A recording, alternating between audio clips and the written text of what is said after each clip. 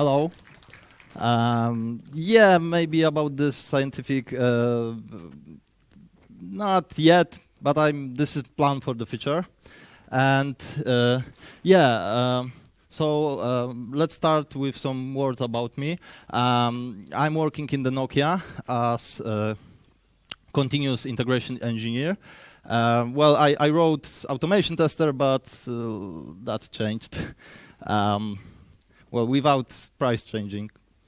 And yeah, we will talk about the Sphinx. We will talk on this presentation today. We will talk. We will start from Python docstrings. We will talk about reStructuredText, and we will end with the Sphinx and result documentation. So yeah, but before we start, we need to just sign a little contract. So I will not try to convince you to write documentation. This is not part of this presentation. It's up to you. I will focus on the tools. I hope the tools will result as will be so simply that you will be convinced, but there will be no open convincing process. So yeah, okay. But we need to talk about documentation, and we will start from definition of documentation. So documentation is some static medium that we attach to our code, software, or project. But is it full definition of documentation? Well, I have my own, and for me, the documentation is a little more a process than just static medium. Because when we're writing our code, it evolves in time, and documentation need to evolve with it. So it's continuous process, and we need to, well, it need to evolve with the code. Why do we even bother about documentation? Why should we? Well, for the people that already choose to write documentation or will choose to do it, I bother because I want to share something with people. I want them to know something about my solution, maybe to get better. So it's just caring about the others. We're writing documentation, okay, maybe we can write our documentation to popularize our open source project. Yeah, this is nice reason. But the second one can be just caring about others. And, well, let's talk about others. Let's talk about our audience. So who is it? Well, this is hard question, because how can we assume that our audience is, well, for example, people that knows at least that much as we know? We can't. We cannot assume anything. So our audience is basically everyone. There is no concrete frame which we can think about the people. We need to be prepared for even last ones in the Google. Yeah, he will be in our project. Why shouldn't we prepare him or reference him to official Python documentation? Why not? Okay, so there is a nice citation from Daivo blog. The author is Danieli Prosidia, and it tells us that documentation isn't strictly one thing. There are 4 things called documentation. And let's talk about those 4 things. The first one, will be tutorial. So tutorial is basically a lesson for the child. We need to treat someone like he never, ever had any relation to not only our solution, but the topic itself. So we need to just take him by hand and walk through our solution, but in simple example. The second one is how-to guide, which is really strict, and it's just instruction. Yeah, step by step, no problems. Just do this, and you will get result that we described before. Third one is explanation, which will tell our users what we exactly had in mind when we were creating this code, this project. It's really understanding oriented. Its target is to provide background and context for others, and well, it explains. And the last one is reference guide, which is trying to show in the really without any context. It's just showing the API. It's just showing the machinery under our solution. So, for example, well, there will be examples. So yeah. And now, before we go to the next slide, I need to prepare you. There will be really serious question. We need to answer it. And this question is, do you like Polish traditional dishes? Yeah, raise your hand if you like Polish traditional food. Nice. So my favorite is pierogi. And we will use this to show our examples in a little different light. So tutorial will be like taking someone to restaurant for pierogi. Just serve him, he or she will taste it, and, well, make his opinion. So show it. How to guide will be a recipe for potato cheese pierogi. Yeah, step by step, how to do it. You want this, you must do this. Explanation will be, well, why I am even using this analogy. And reference guide, the facts, for example, the facts and history about pierogi, some detailed stuff, and also reference guide is the best place to reference outside sources. So if you want to put some outside materials, it's the best place. Now let's use some more real-life example. Let's use Django. So tutorial will be like getting started with Django. How to guide will be the part of the documentation. There are links. These are links for to the documentation, and how to guide will be like how to write database migration in Django. Explanation: why do even Django exist? And reference guide, for example, Django exceptions API. Okay, so now let's talk about Python docstrings. I know probably most of you know this stuff, but I want to just talk about it to be sure everyone does. So there is a PEP 257, which is a docstring convention. It contains everything that is really important when we it's good to read it before we start to document our code. And in our case, we will need two things. The first one is that docstring should be triple double quoted. This should is because well, you can make it single triple quoted, but recommendation is to use double quotation. And it's hard recommendation for consistency. And second one is docstring must be first statement of module, function, class, or method. And this quotation mark in here is because there is only one thing that can be before the docstring, and it will still be docstring. And this thing is the comment. Nothing different can be before. Okay, so let's use some example.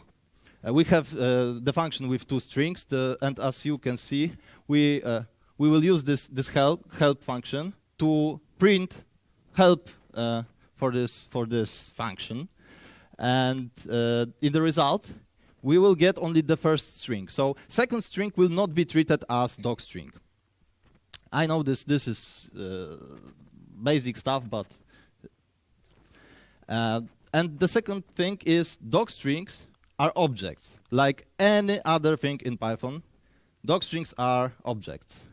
So let's use our function, which in this time contains only docstring, and extract the documentation in the language itself. For example, in the interpreter session or in the program, and print it.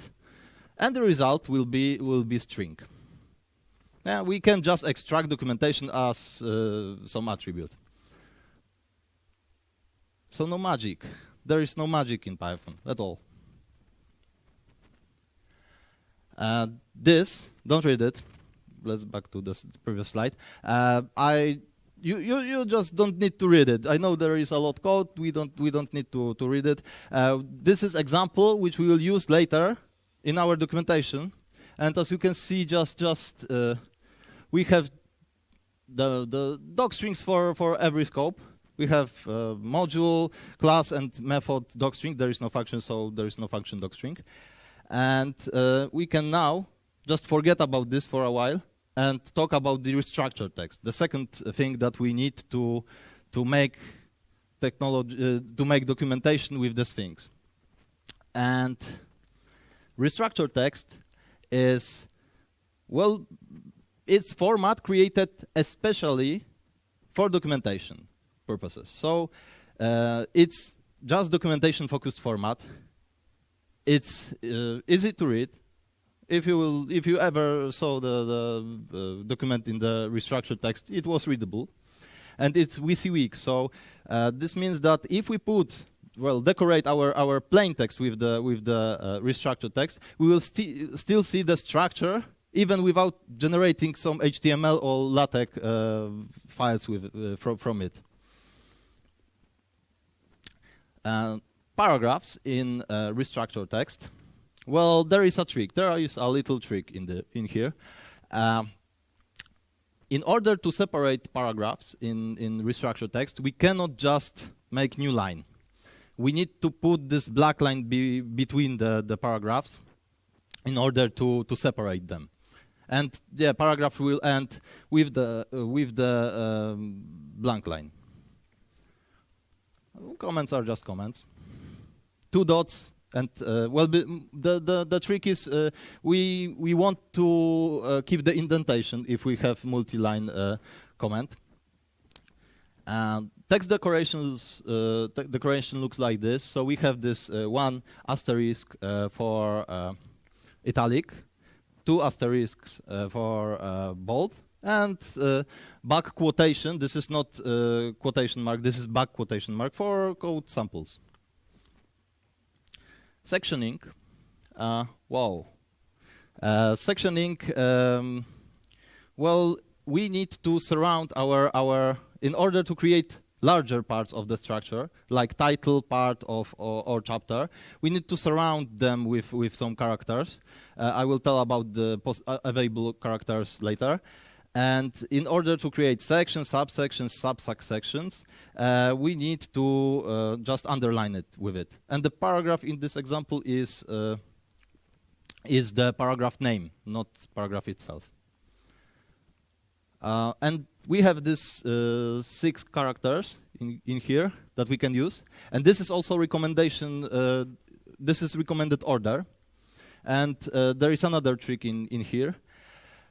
Once we choose the character for part of the script, of the file, it will stay in his role. Like good actor, it will be in his role till the end of the document. Of course, in the other document, we can change the order, but this is recommendation, and well, I also recommend to use it like this. You can always read about it in the official documentation. And lists. In restructured text, we have 3 types of lists: bullet lists, numbered lists, and auto-numbered lists. As you can see in here, and there are some tricky parts. The first is that if we put auto-numbering after, well, we can reset auto-numbering with comments. And if we put some manual numbering, auto-numbering will continue this number order. And tables look like this. Well, there's not much to say about tables. They are just, in my opinion, really, really nice. Especially grid tables. You see the whole structure. I know there should be Roman, not Rome, but yeah. This is Rome notation right now. And this will be our reStructuredText file for the second puzzle of our final product. Okay. And now we can go to the Sphinx part. I know this is the most important part for us. So Sphinx is a generator for intelligent and beautiful documentation. This line is the first line of its official documentation, and I fully agree with it, 100%. It's the most. I never saw better tool, the simpler tool for anything. Just command line, and you have documentation. It's supported by large number of extensions. So there is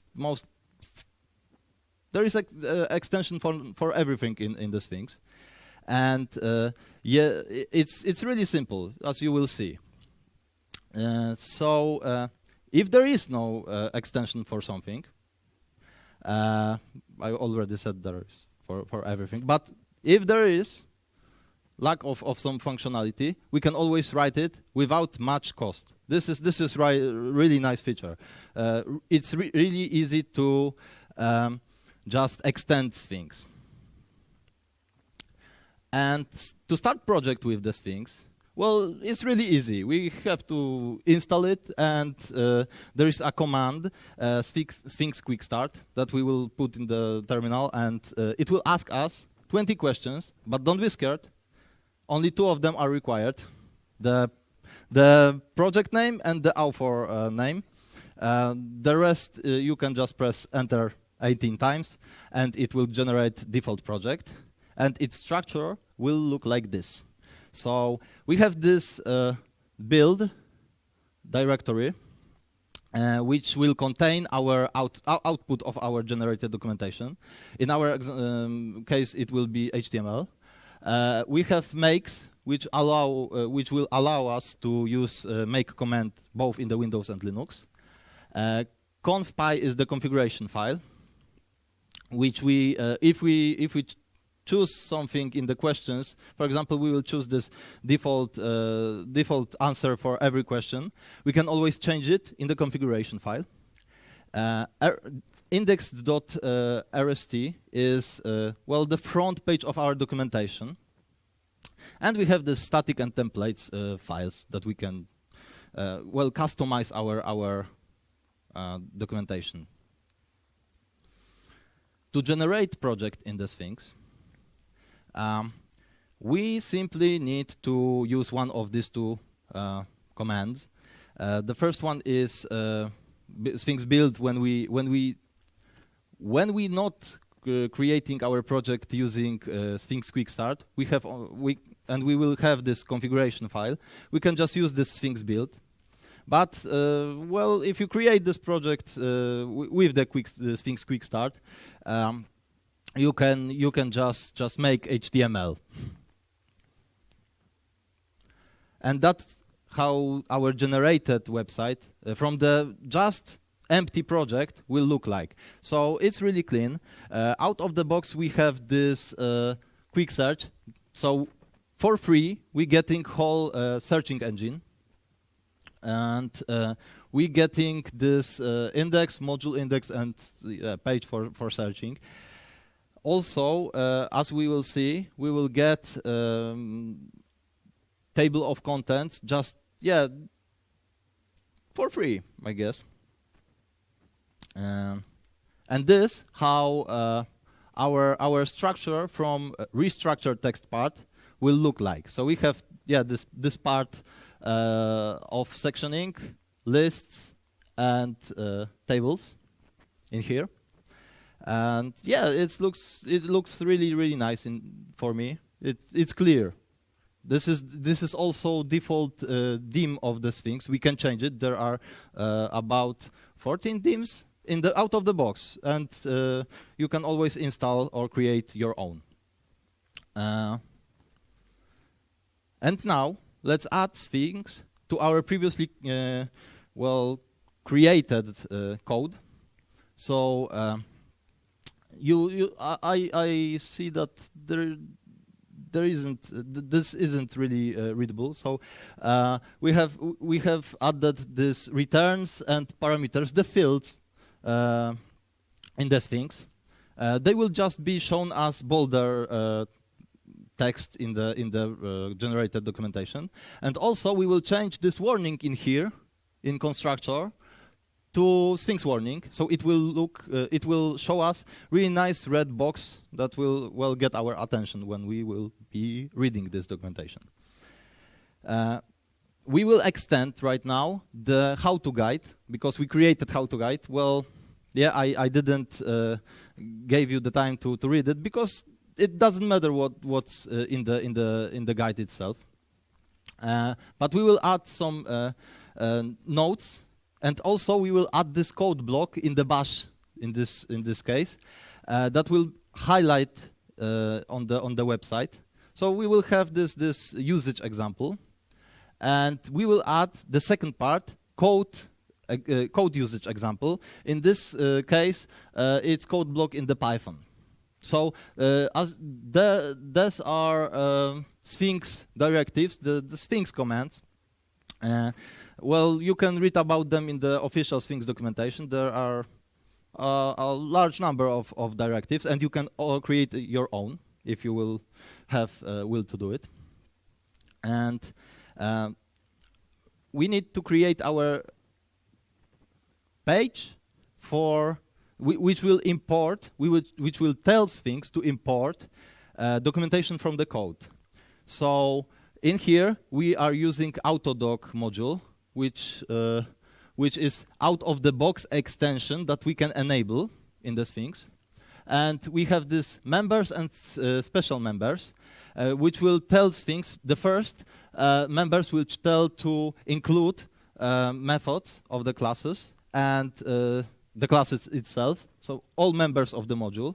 And special members will allow us to see in our final documentation the constructors and magic methods. And last step is to import, because there were the files, and we now need to import them into our front page. So we will just import them, no changes in the front page. We'll not add any text in here. As you will see in the generated representation, there will not be any addition, only the table of contents. And now let's generate our final product. But before, just to remember, we need to enable this autodoc extension in configuration.py. If we didn't answer the question for autodoc extension in the quick start as yes. So if it's disabled, we need to enable it. And it allows us to just export documentation from the code. And we need our code to be importable for the Sphinx. So because you were I showed you that we can extract this documentation from the code. Sphinx is doing exactly that, and thus the Sphinx needs to import the code, import the module, and extract documentation for each member of it. And after that, we're pretty much ready to go. So that's how our product will look. We have this table of content in here. Because this is our front page, we just imported the rest of the files. Nothing more. We have this navigation in here and more complex navigation in here. We could also limit level of shown table of contents, but there is no really need for that in here. Let's see our how-to guide. And as you can see, we have this notes. We have this bash code example, and we have this Python code example in here. Everything looks nice to me. I don't know how about you, but it's clear. Yeah, you can read everything, and there's no problem with clearness. Our code documentation. Well, we have this little documentation for the module, the class, and all class methods, and also warning, yeah, if you don't see it already, and the fields. So fields will look like this for parameters. We had this field param, and we can see all the parameters that our method is getting, and the return values that we documented. And that's pretty much it. I know this was well, short documentation, short presentation, but we learned a lot today. I hope we learned that documentation isn't one thing. Also, for me personally, it's a process. But there are 4 things called documentation. The Python docstring convention, we know it right now. We know that we can, for example, put comment before the document. I don't recommend to comment your code by comments, just by those docstrings. We know the basics of the restructured text.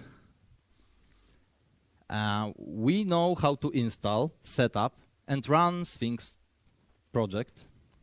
And of course, we know how to create a nice and, I guess, pretty clean documentation. The content of this documentation, well, it's project specific. And also this 4 components of good documentation, it's more about the software than the project documentation. So we are focused on the software itself, closer to code. And well, as goodbye, I have I have some little gift for you.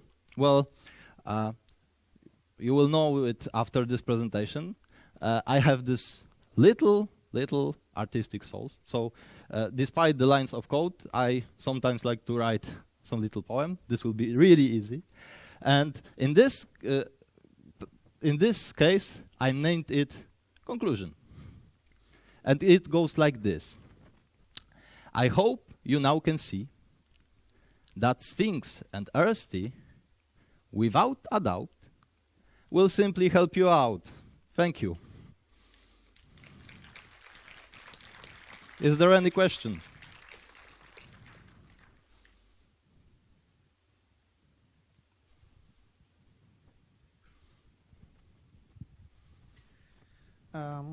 First question. I've been fighting it for some time, and it's including images into page generated by Sphinx. How to do it so it works? Well, there is a directive, just the image directive. There is also an extension for images, for the scaling images. But I never had this problem with images itself. Do you mean like positioning or scaling the images? I have quite a big picture showing all the connections between classes, and I need it to be accessible. Okay. And I don't want to insert it by hand every time, and it's SVG file. Oh, yeah. Well, I never had problems with SVG. Never. It's always it always works. Maybe it's because big picture, but well, I think there is an extension that you can. I don't know it will if it will solve your problem, but there is an extension for smaller pop-ups for the images, so you can just reference this image outside. Well, put the image outside your documentation, and then reference it in the documentation, and there will be an icon of this image. Maybe this will solve your problem, but well, I guess I never had this problem with the large images. Thus, I never had the problems with the images itself. Okay, and the second thing is,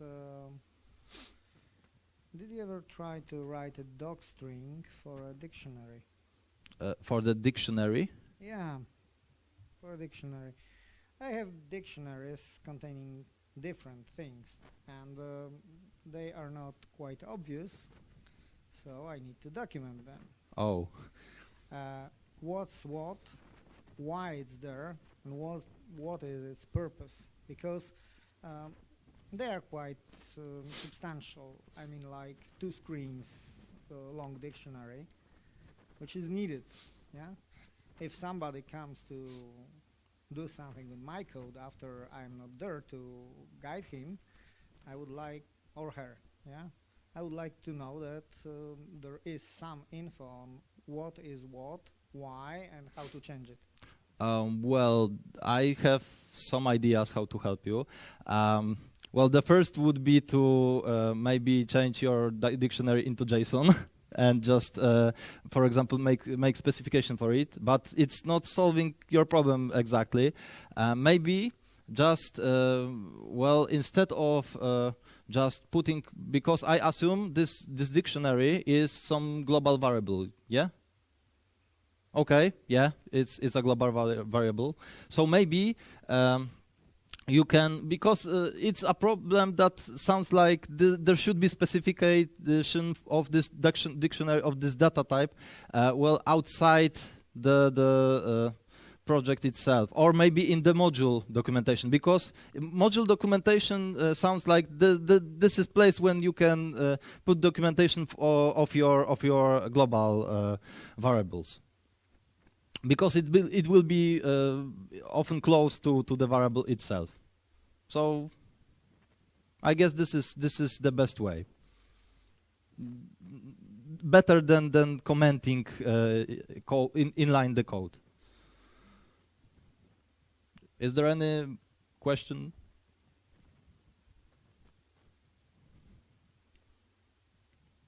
Yeah?